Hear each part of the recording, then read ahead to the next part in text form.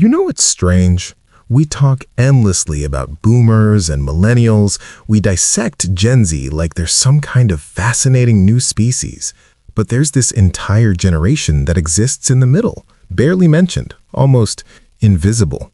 Generation X, born roughly between 1965 and 1980.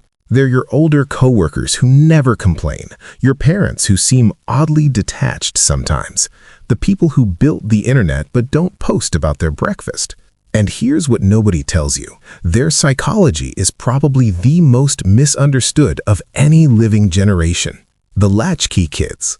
They were the first generation of Latchkey kids on a massive scale. Picture this. It's 1978. You're 8 years old and you come home to an empty house because both your parents are working. No smartphone, no Ring cameras, no way for anyone to check if you're okay. You let yourself in with the key hanging around your neck, make yourself a snack, do your homework alone, and wait. A study published in the American Journal of Orthopsychiatry found that by 1984, approximately 7 million children between the ages of 5 and 13 were regularly unsupervised after school. That's an entire generation learning one brutal lesson. You can't always count on someone being there. That empty house did more than make them self-reliant. It fundamentally rewired how their brains process trust, dependency, and risk. When their parents finally showed up, you always knew where you stood. The rules hit hard and fast. Nobody cared how you felt or wanted to talk about it. Step out of line, and you paid for it right then and there. Psychologically, this created what researchers call a high-contingency environment, where actions and outcomes were directly linked with no buffer time. Their brains learned to predict consequences in real time, which is why Gen X tends to think 3 steps ahead in ways that baffle younger generations. Trust issues written in their DNA. Gen X grew up watching their parents talk a big game about stability, then turn around and rack up divorce rates that shattered records throughout the 70s and 80s. They watched people give their all to companies, 30-year careers, gold watches, the whole American dream, only to get pink slips when the next round of layoffs hit. Everyone told them, work hard, follow the rules, and life will work out. But then the rules changed right in front of them. So yeah, psychologists might call it defensive pessimism, but Gen X, they just call it being realistic. It's not that they're cynical exactly, it's more that they built emotional armor early on. They hope for the best, but expect the rug to get pulled out. Because honestly, that's what kept happening. The privacy generation. And that's a big reason you barely hear from them on social media. They grew up in a time when privacy was normal, not some luxury you had to fight for.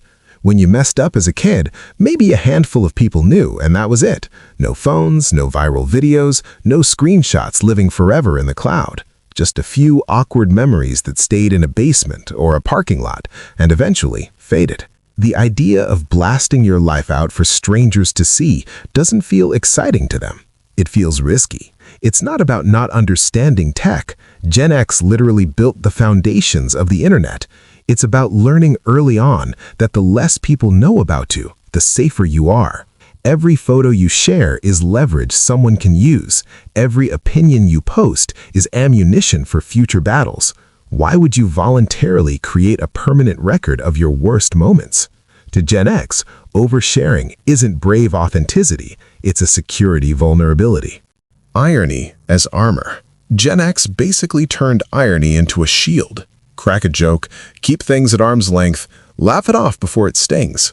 You can see exactly where that comes from. They grew up in the shadow of the Cold War, when teachers talked about nuclear annihilation like it was just another rainy day. Duck and cover drills in school, as if a desk would save anyone from a thermonuclear blast. When adults act like everything's about to go up in smoke, but also insist you shouldn't worry, you get used to holding 2 clashing ideas at once. And you learn to keep a little emotional distance, just in case the world actually does end. That ironic detachment wasn't rebellion, it was survival, the work ethic nobody talks about. But here's what's fascinating. Despite all this, Gen X developed a distinctive approach to work that still stands out today. They don't talk about it, they don't post about it, they just do it. This work ethic was forged early through jobs that seem almost archaic now. Paper routes at 5 in the morning, bagging groceries, working fast food registers where you had to calculate change in your head when the machine broke. These weren't resume builders. They were raw introductions to the adult world, where a 12-year-old could be responsible for delivering news to an entire neighborhood. They watched their parents' generation get destroyed by corporate restructuring, so they never believed in corporate loyalty, but they're fiercely loyal to their own competence. They can't control whether they'll get laid off, but they can control whether they're the most valuable person in the room when layoffs happen. Skills over titles, results over rhetoric, competence over credentials. The paradox of independence. There's a strange paradox at the core of Gen X psychology. They're simultaneously the most independent generation and the most quietly collaborative. They'll never ask for help. They've been figuring things out themselves since they were 8 years old. But if you need help, they'll show up without drama, without a social media post about it, and without expecting anything in return. This comes from forming tight bonds with friends out of necessity when parents were absent. Your friends weren't just social connections, they were your support system, your safety net, your family when your actual family was working 2 jobs. A complicated relationship with authority. Let's talk about the relationship with authority because it's complicated. They respect competence, not titles. If you've earned your position through real skill, they'll follow you anywhere. If you're just someone with a fancy job title who doesn't know what they're doing, they have zero patience. Gen X questions authority because they watched incompetent authority figures make terrible decisions throughout their childhood. From Watergate to Iran-Contra to the mishandled AIDS crisis, they learned early that people in charge often have no idea what they're doing. They also faced serious economic headwinds that their parents' generation never experienced. The youngest Gen Xers graduated college straight into the dot-com bubble burst. The oldest were hitting their stride when the 2008 financial crisis wiped out retirement accounts. They've been economically traumatized repeatedly, which is why they're more likely to have multiple income streams, side hustles, and backup plans for their backup plans. Not because they're entrepreneurial by nature, but because they've learned that nothing lasts. The burden of self-reliance. Gen X tends to struggle with patterns of self-reliance that border on anxiety. They're incredibly capable in crisis situations, probably more capable than any other generation currently alive, but that capability often comes from an unwillingness to depend on others.